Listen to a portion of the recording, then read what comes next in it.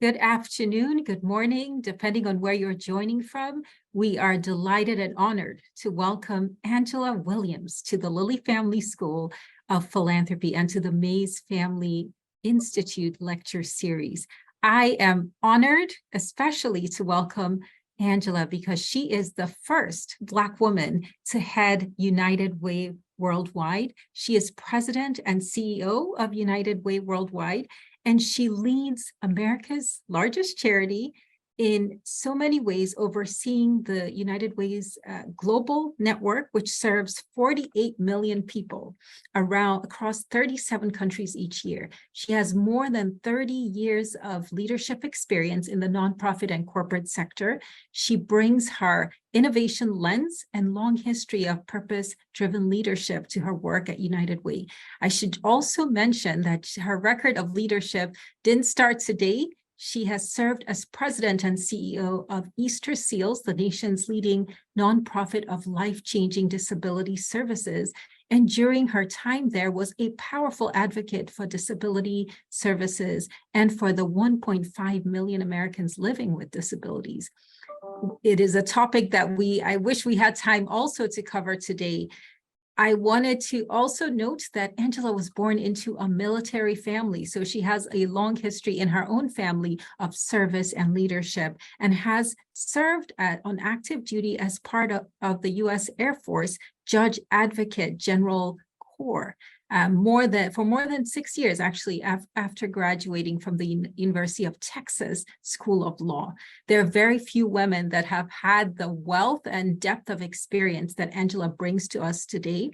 And in addition to her work at United Way, she has led at so many community level organizations, initiatives at the national level, at the local level, at the state level. Her bio is quite long and we might be here all day. So I just want to say thank you to Angela for honoring us with your presence today. You can see how excited we are.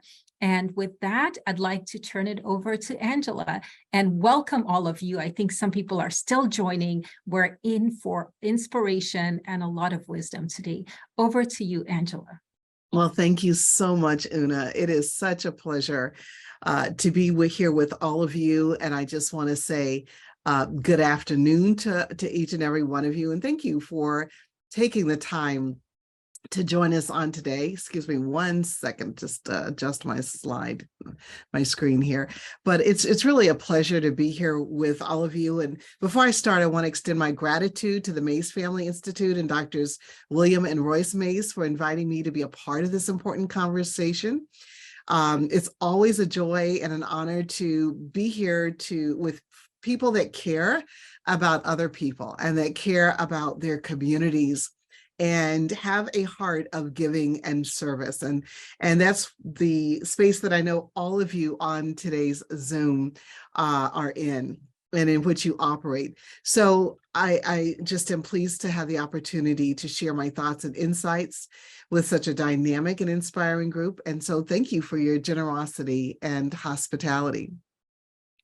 So as I move on to my next slide, I thought about the best way to jumpstart today's conversation.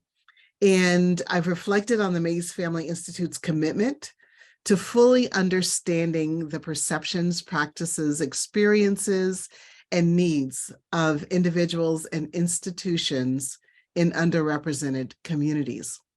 This is very crucial work, and it reminds me of the words of Dr. Martin Luther King Jr. in his final book entitled, "Where Do We Go From Here? Chaos or Community?" And that's a pressing question for us even now in 2023. In his book, Dr. King writes that a widely separated family inherits a house in which they have to live together. This is the great new problem of mankind.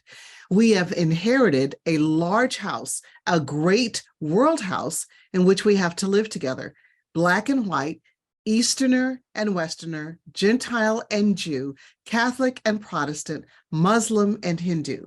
A family unduly separated in ideas, culture, and interest, who, because we can never ever again live apart, must learn somehow to live with each other in peace.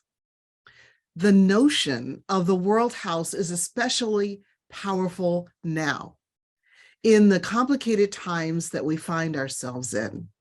We're living in a moment of rapid change and constant crisis as we struggle to coexist and live in peace decades after Dr. King wrote these words.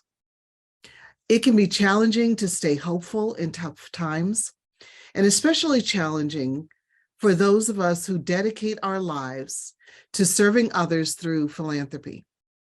But I want you to know that I'm very, very optimistic. And I'm optimistic about our future. I'm optimistic about how we as human beings will stay connected and engage each other. And I truly believe that our best days are ahead of us.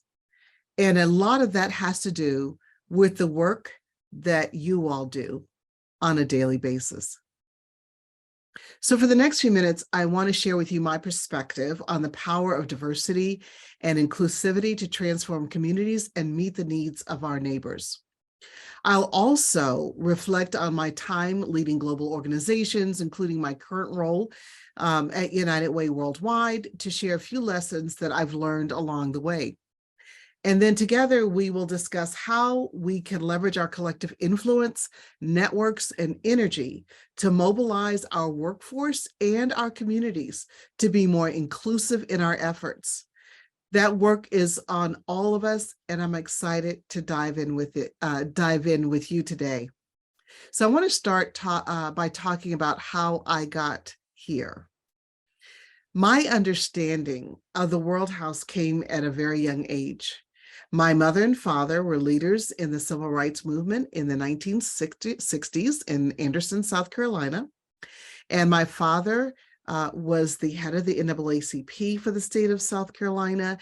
And then my parents decided to join the Navy. And my dad was the 5th Black chaplain in the history of the United States Navy. My parents instilled in me and my siblings a deep sense of service and duty, both to our community and to our country. The way I was raised gave me a deep sense of service and duty to everyone, to all human beings, no matter what their background, culture, or experience was. This influenced my decision to follow in my father's footsteps and become one of the first Black women to serve on active duty in the United States Air Force Judge Advocate General's Corps, or JAG, and in the Department of Justice's Civil Rights Division, where I worked to prosecute hate crimes.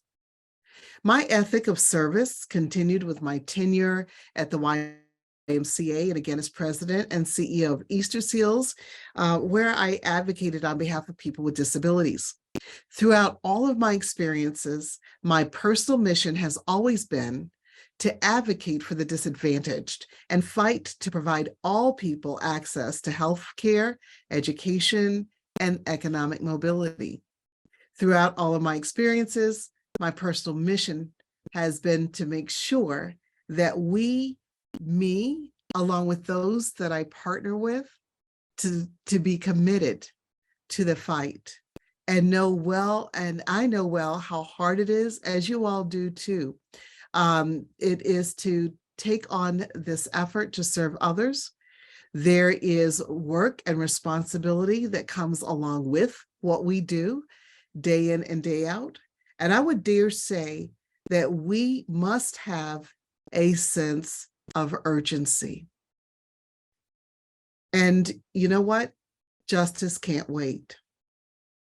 As Dr. Martin Luther King Jr. talked about now, there is this fierce sense of urgency, this fierce urgency of now that all of us should be feeling.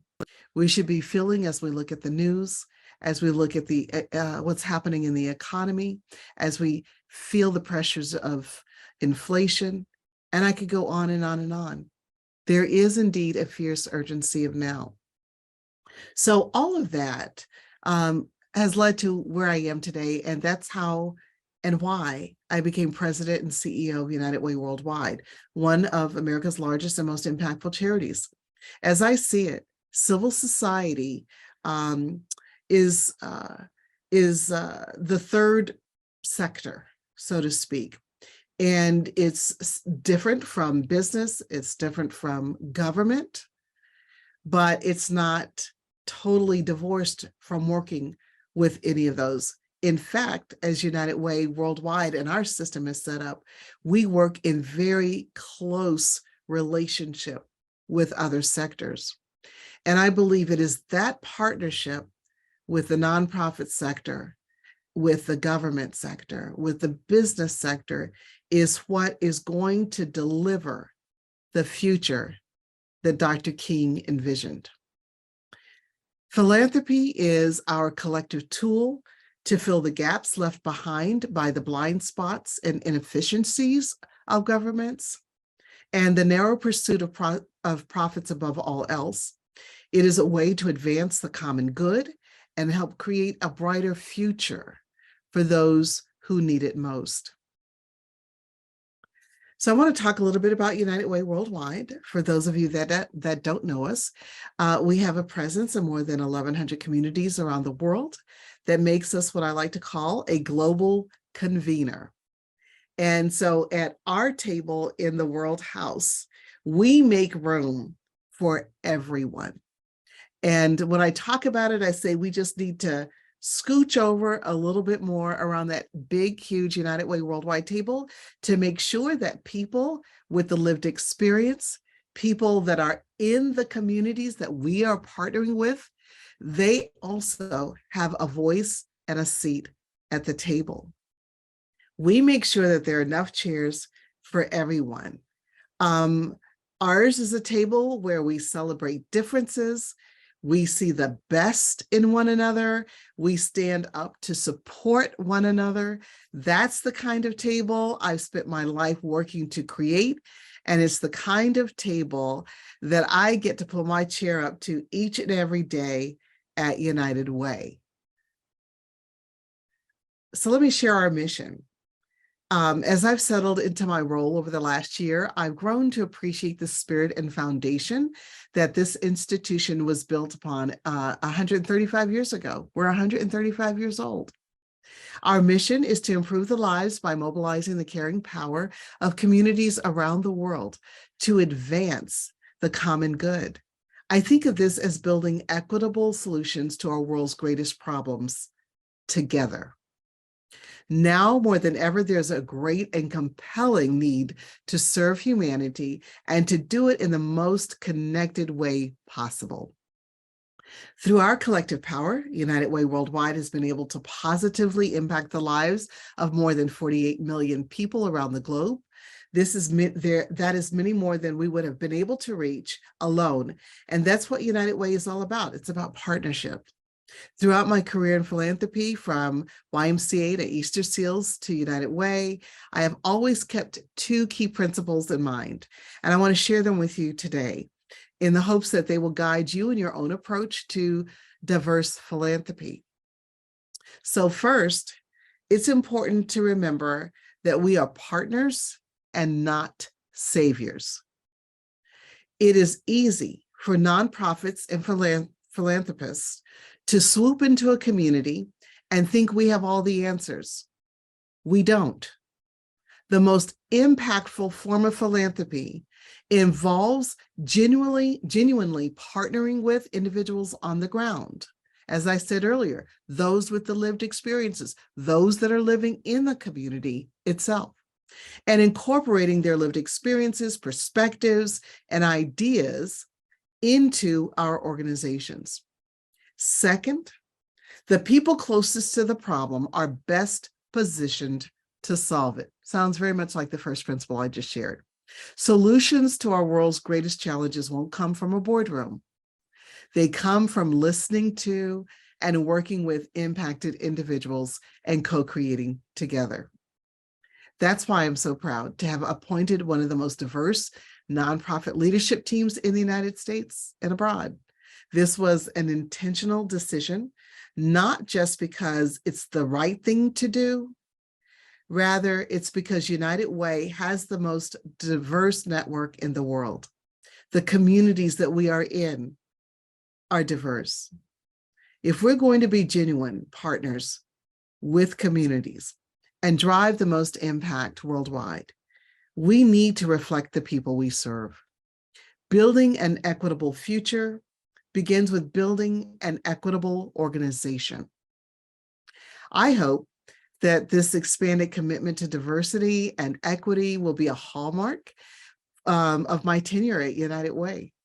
I know that we will continue to drive impact locally and around the world, as long as we value individuals' lived experiences, surround ourselves with the best and the brightest, and invite underrepresented and new voices to the leadership table.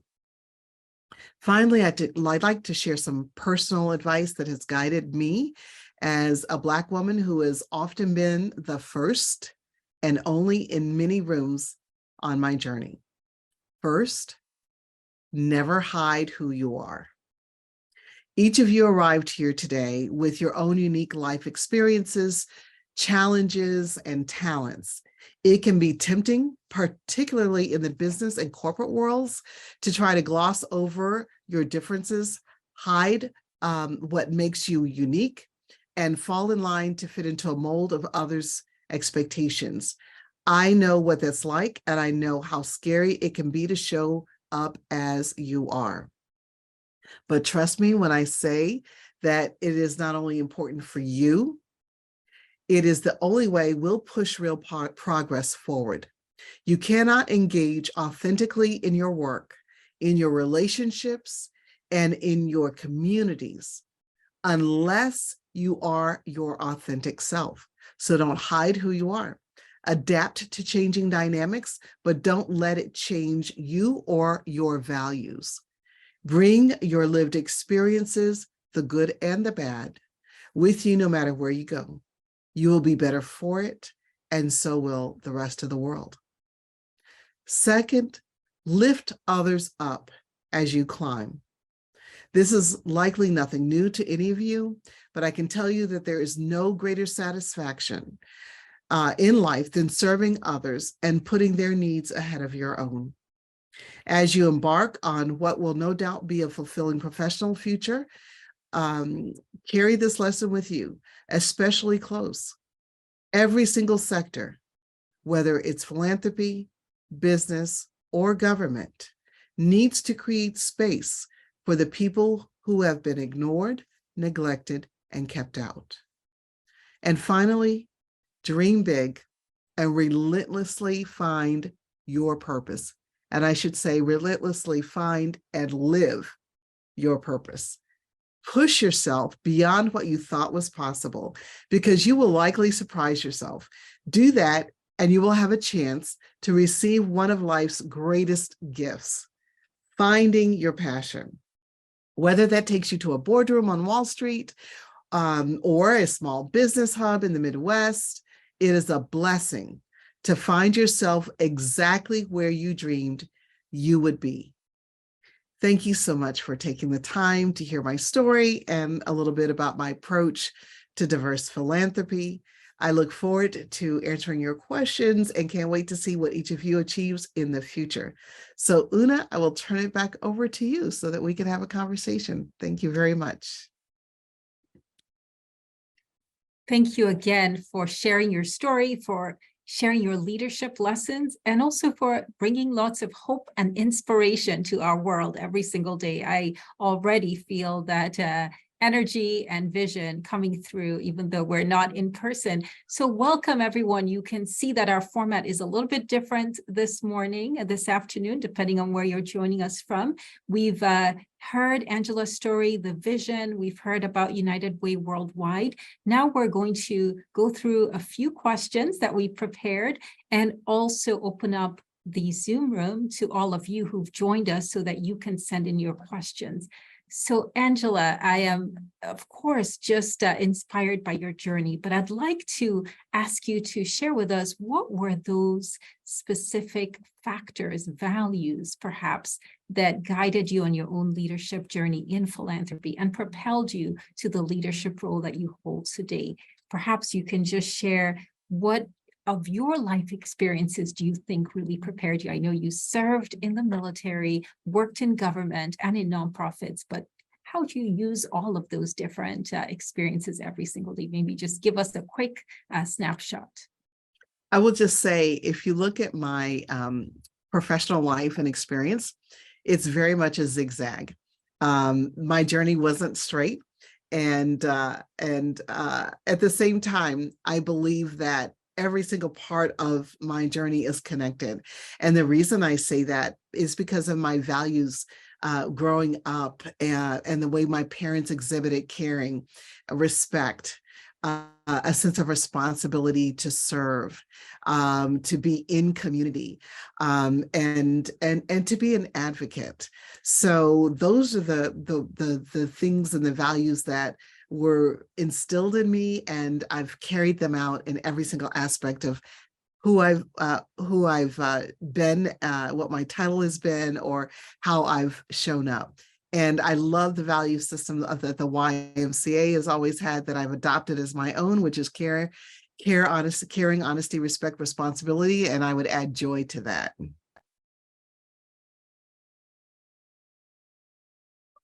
I love the addition of joy. I think all of us need that. As you noted, our world has lots of challenges, and often what we can bring, in addition to all the other values that you've stressed, is the hope, the joy, and the sense of possibility and opportunity, which leads us to the very next question. Leading an organization like United Way at this moment in time has historic meaning, because you are the first Black woman to serve as CEO. What do you think that brings to discussions around equity? Specifically, how does your understanding of equity help inform the conversations, the leadership table that you set? And specifically, when you think about equity as it relates to United Way's mission, what does your experience as a leader help shape that understanding? You know, Una, I think it ties back to what I just mentioned about the seat at the table, and segments of our population that were never invited to the table their voices were not valued. And we still have that even today. But what I love about being at United Way Worldwide is that I'm actually part of an organization that operates in the United States, covers about 95% of communities, and that I'm in an organization that is relational, that we have partnerships with other nonprofits, with other sectors, and that we have the ability to, as I said, be in community as partners and not as saviors.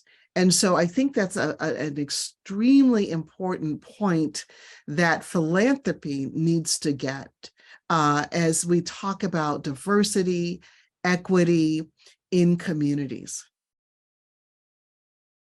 The phrase partners and not saviors resonates with me, especially at this moment.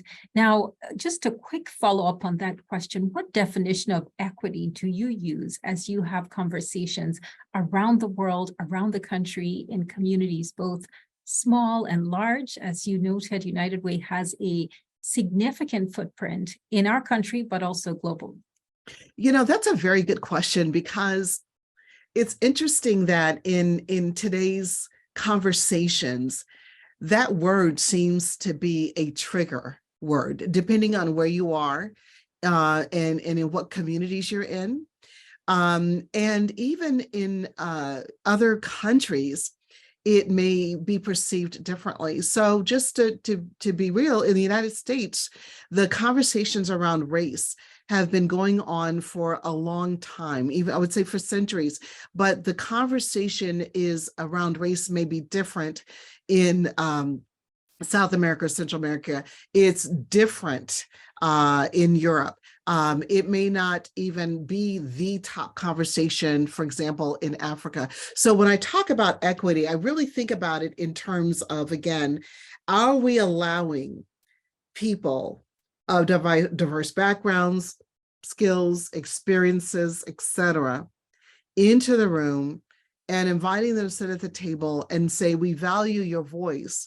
And so as we're talking about solving critical issues, what do you have to say? And how could you collaborate and co-create with us? And so I think that's important as we think about the board members that we recruit. I think that's important as we talk about the leadership team that we put in place. I think that's important as we look at other staff that we bring along, and then even in the language that we use, that we are welcoming, that we are inclusive, and that we don't shut people down just because they have a different point of view.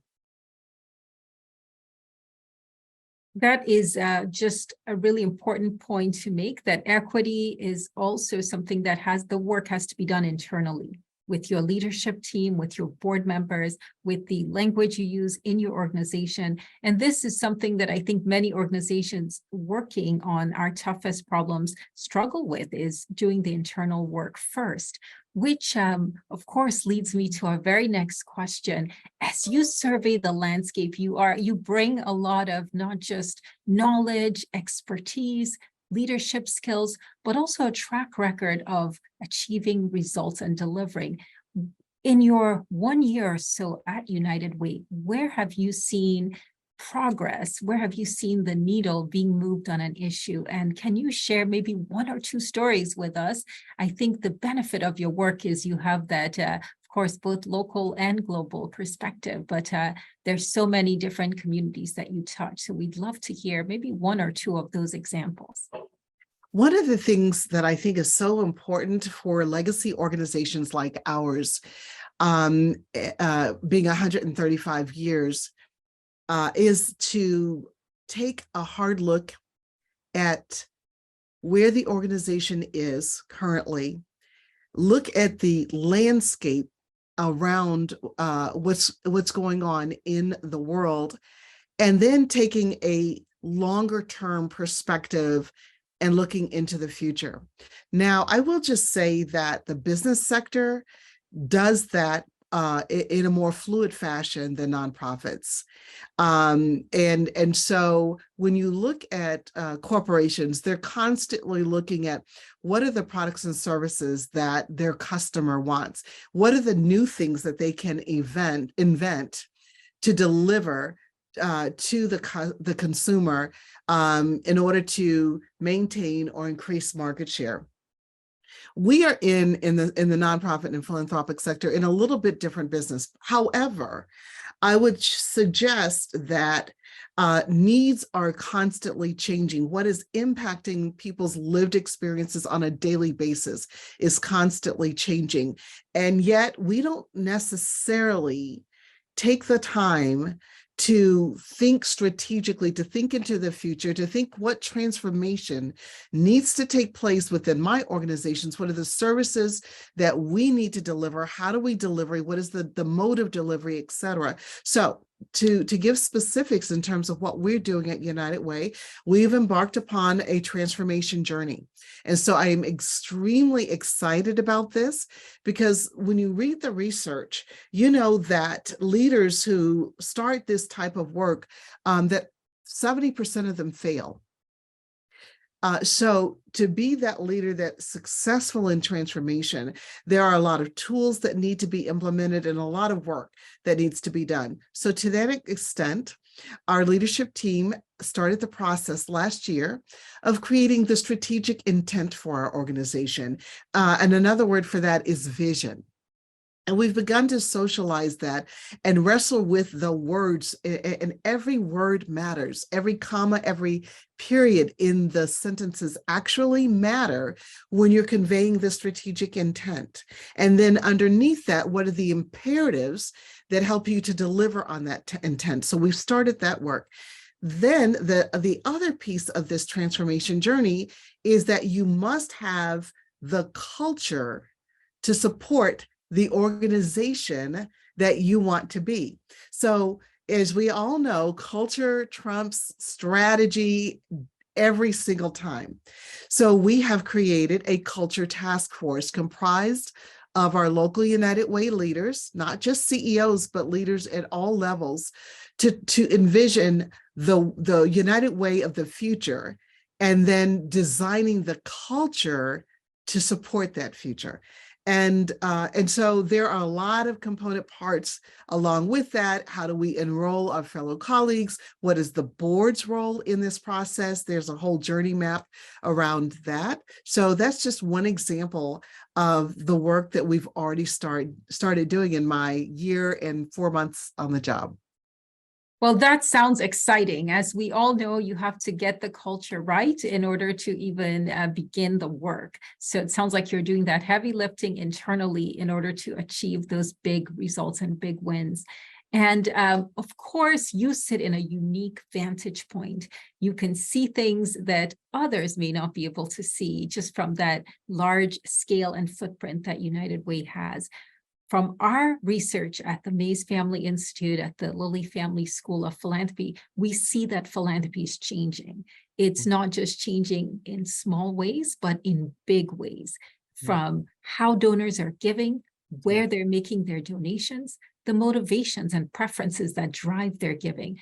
And then when you look at the workplace where United Way has traditionally worked within, that has also had one of its most, I'd say, fundamental transformations with working from home, virtual convenings, of course, the workplace being more diverse than ever before, but also diverse demographic characteristics, ethnic, racial, country of origin, you name it. And then we have different types of workers, of course, contingent workers, the ones that are full-time. All of this makes, from a research perspective, for a very interesting and challenging set of issues to confront. But you sit at the very intersection of work, community, and technology, and all these other transformations that we're seeing. So maybe just share with us, what is your big picture takeaway from this moment? What are you learning about how philanthropy is changing, and what can you share with the rest of us in how you are approaching all of this change? So we are living in a time of disruption, and the disruption is external in the daily world that each of us live in, but we also see disruption in philanthropy. And how high net worth donors, and I'll just use her as an example, Mackenzie Scott has completely disrupted philanthropy in a way that I think is very thoughtful. And it's thoughtful because her message, my paraphrase of her message, is simply, I trust the leaders of these amazing nonprofits to know how to use the funds. I don't need to, as a donor, to dictate that. And you know what? I appreciate that. I will tell you, Una, I spoke at a conference. It was the Milka Global Conference last year. And it was a room, the audience was like venture capitalists and hedge fund folks. And I just talked about philanthropy, but I talked about the nonprofit sector, and I made this comment. And the comment was this: there is a fallacy that the word nonprofit or not-for-profit means that you cannot have administrative costs in order to do the work.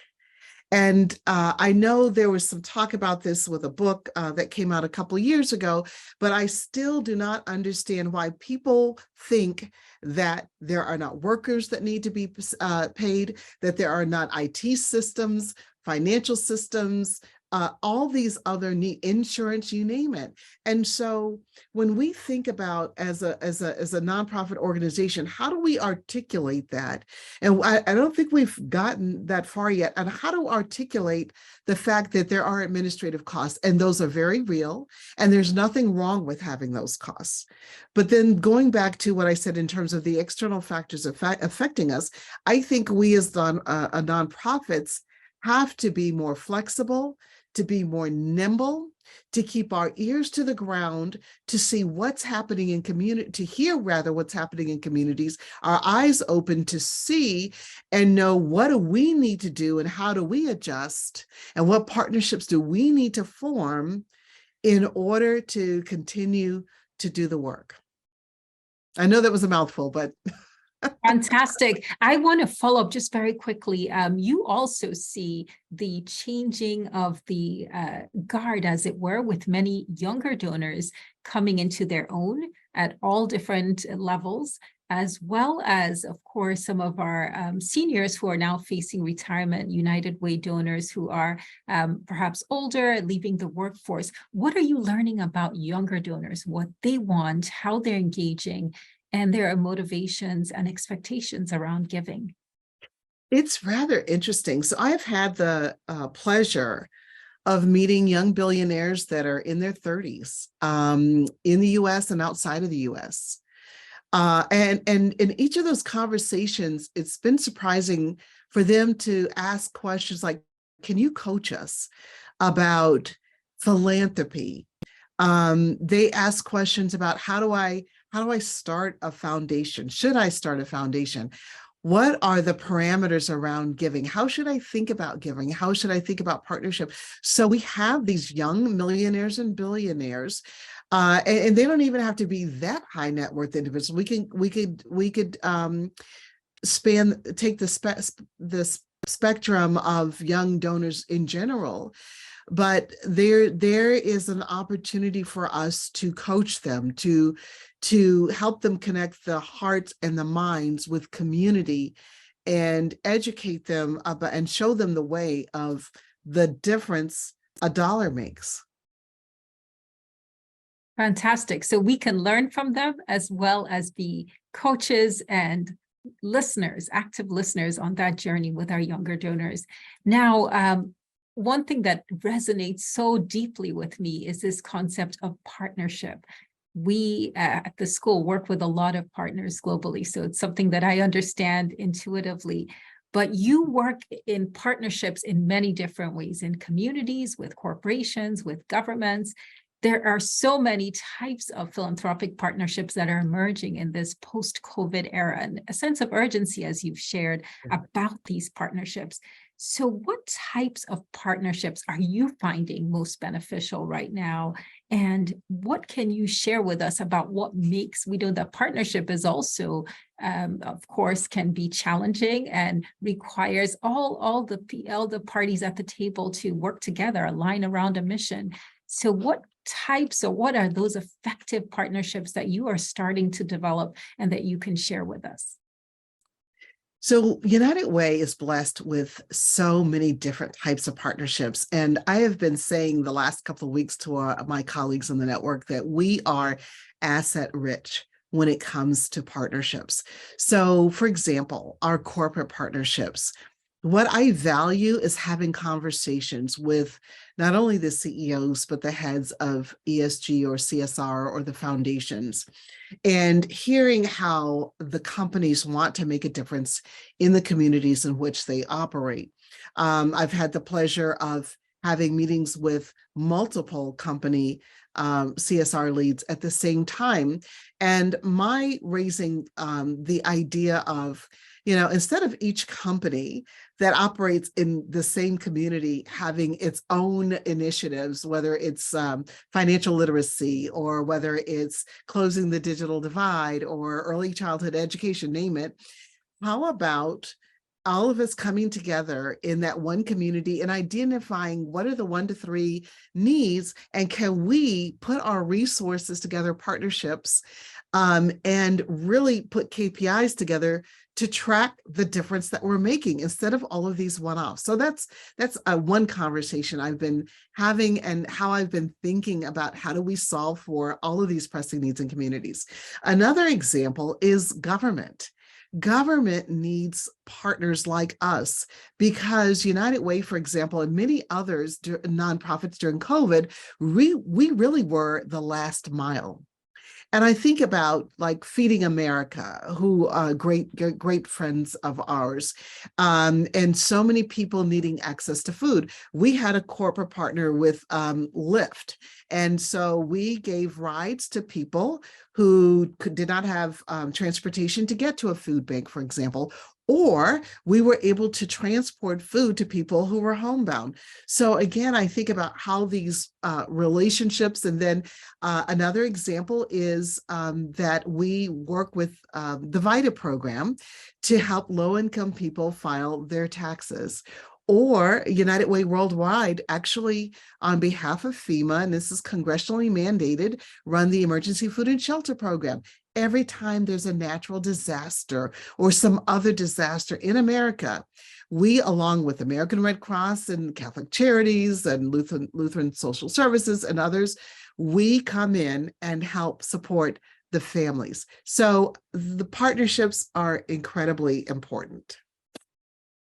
Wow, there is so much that we can just draw out. I think each of those examples we could spend all day discussing, but I note that several others have sent in their questions through the Q&A button, and I'm going to encourage our audience to please send in your questions. We do have some time to take one or two of them, and I'm going to start with the very first one, which is something I'm very curious about, so I'm glad someone asked. So the question comes from one of our audience members who asks, was there a pivotal moment or catalytic moment in your own leadership journey where you decided, okay, as a young professional, I am seeking a leadership position, or was it just a bit of a serendipity? One thing led to another. So I think the question comes from a place of how did those inflection points lead you to this place that you currently sit at? And was there a plan, a 5-year plan, a 10-year plan, or did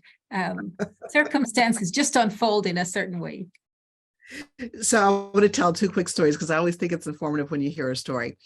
So 2 things happened. One, Hurricane Katrina happened.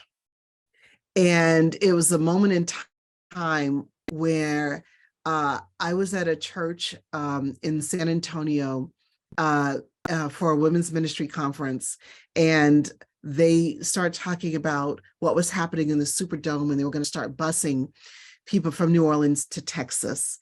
And then meeting the people as they were getting off the buses, and you could just almost smell what the travesty and what had happened, and just everything. So the grief, it was palpable. And I said to myself, wow, I want to do something. And so President Bush and President Clinton created the Bush-Clinton Katrina Fund. Each president could appoint 6 people as staff members to staff their new foundation. And both presidents actually nominated me separately to be the interfaith liaison because I'm also an ordained Baptist minister.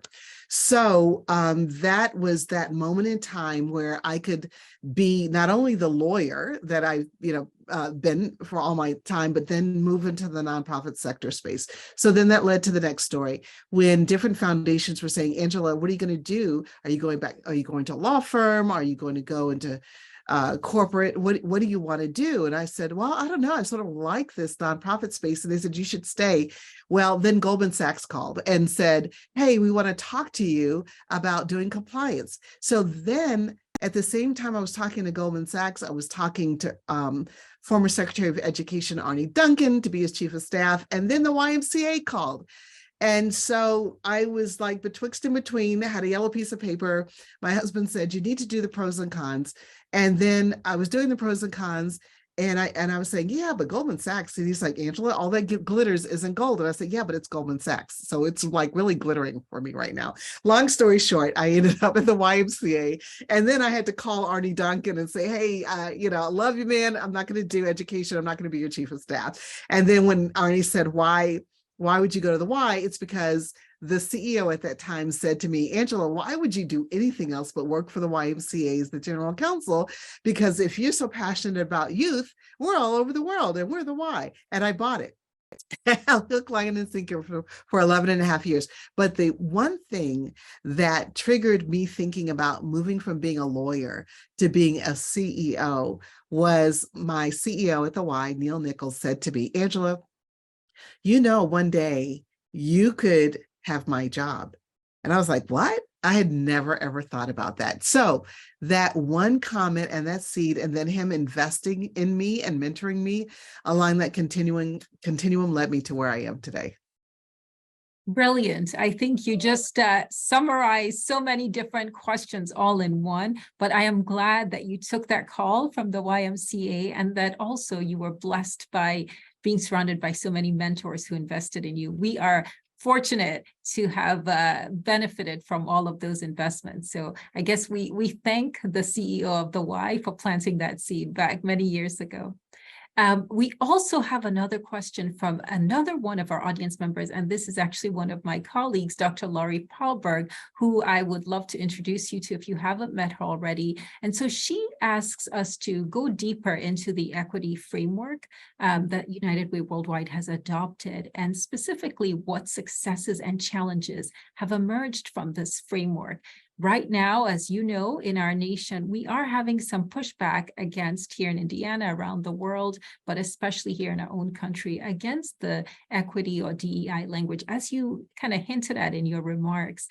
So her question is really to share with us, what is United Way's strategy to continue to advance equity in local communities and also address some of the folks who may not necessarily perhaps be on board or may have some resistance to these ideas?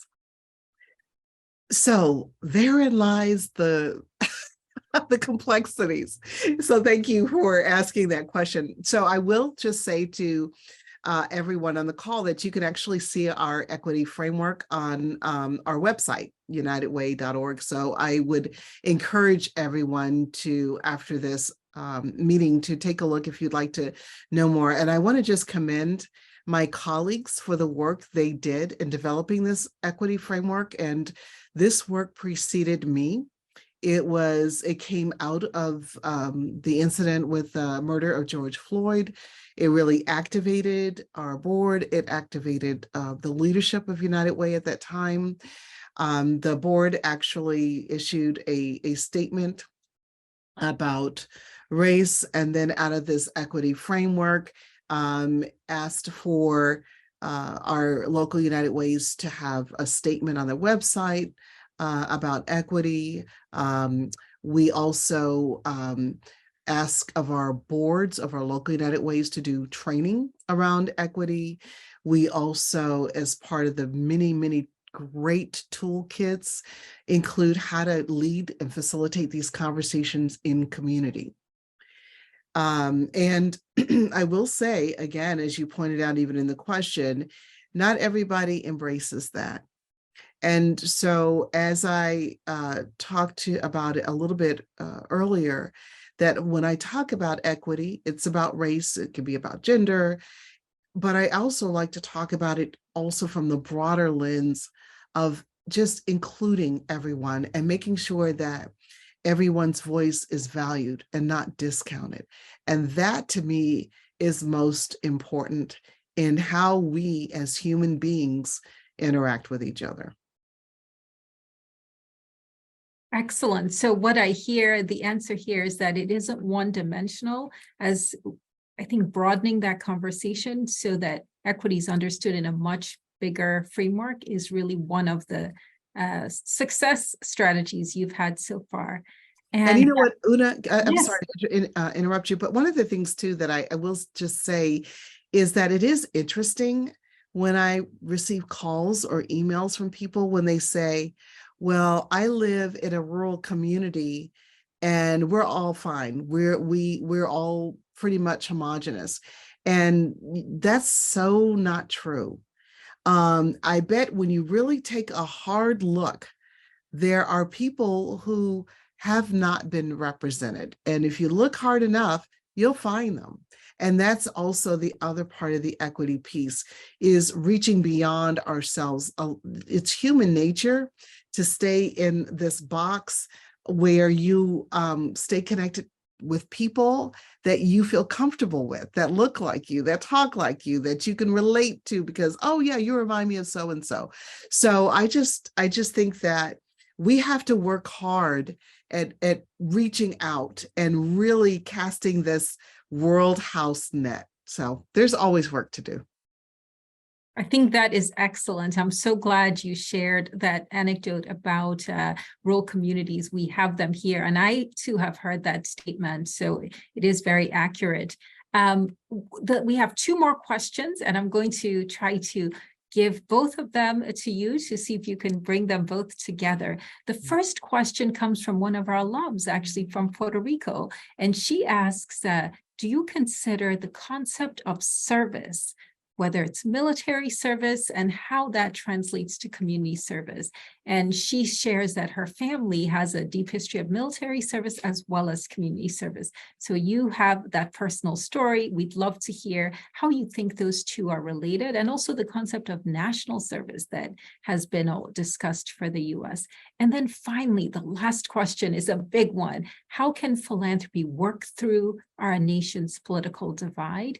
And what is philanthropy's role in convening communities that are divided, especially in rural America? This is a big one, so we may need to ask you to, of course, share your thoughts, but understand that it is a big question. Well, I appreciate both of those and questions. So when it comes to service, I absolutely do believe that service, when I think about that word, it's about thinking beyond one's self. And so when we are in service, we have a higher calling. And so in the military, that higher calling was, for me, protecting democracy, being able to make sure that we had a country, the United States of America, which is one of the just a wonderful place, and I feel honored to have been born here and to be an American, that we have a space and a country that welcomes everyone, and it's also a place of refuge. It's a place of opportunity, and I could go on. So that's how I viewed that service. And then we dial it down into local communities. And again, the work that my colleagues at the United Way are doing and being in proximity to those in need. And I say they're our neighbors, they're our family members. So it's the global perspective and then the hyper local perspective. Then when it comes to rural communities and other communities and just the role that philanthropy can play, philanthropy has the ability to give organizations like ours the bandwidth to have conversations. And I will say we have a number of United Ways where there has been a philanthropist, a well-known philanthropist that has given us money to facilitate conversations in communities with disadvantaged communities.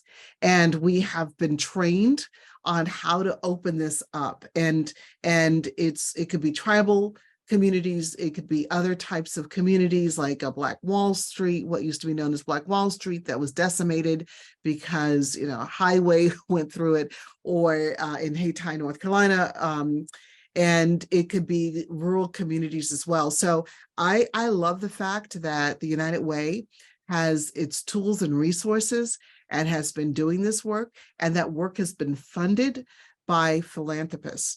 But we need that funding in order to do that work. And when you do that work and you're really intentional about it, and then you bring alongside, again, partners such as the government, companies, other nonprofits, that's where the power is.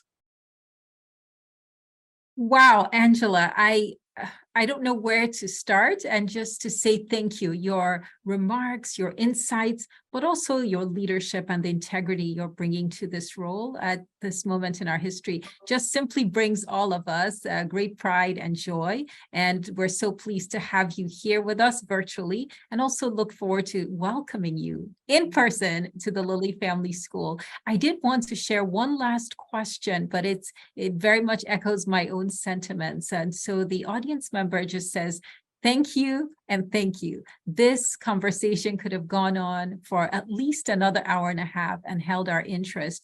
We as a country were facing many challenges, and your stellar leadership is very much appreciated. So while we know that you have many pressing demands, we appreciate that you've taken time to reflect, to share. And we also want to mention here at the Mays Family Institute and at the Lilly Family School, we can be resources for you in your work. So let us know how we can support you and assist, and especially as you engage with diverse communities around the country, think of us as a resource as well. Not as a resource, a partner. A partner. Oh, of course. We are partners. We are resources. We are assets that will be very happy to jump in as needed. And I also wanted to thank all of our colleagues here at the Lilly Family School who helped bring this conversation to life today. We have LaKoya Gardner who helped put this together. LaKoya, thank you, as well as Molly Grimm, who is our Chief Technology and Events person here at the school. I also want to thank our United Way colleagues, all of Angela's team who worked behind the scenes to make this event possible. So on behalf of everyone, I'd like to say thank you. I know that there are a few more questions coming in, but most of all, what I do hear from our audience, from all the questions and answers that have come in so far, is just how wonderful it was to spend this time with you and to learn from you. So look forward to many more engagements and keep up the amazing work, and also look forward to what you've learned. Maybe a year from now, we may have you back. Thank you so much. Thanks, Una. Thanks to All right. everyone. Take Take care. care. Bye-bye. Bye.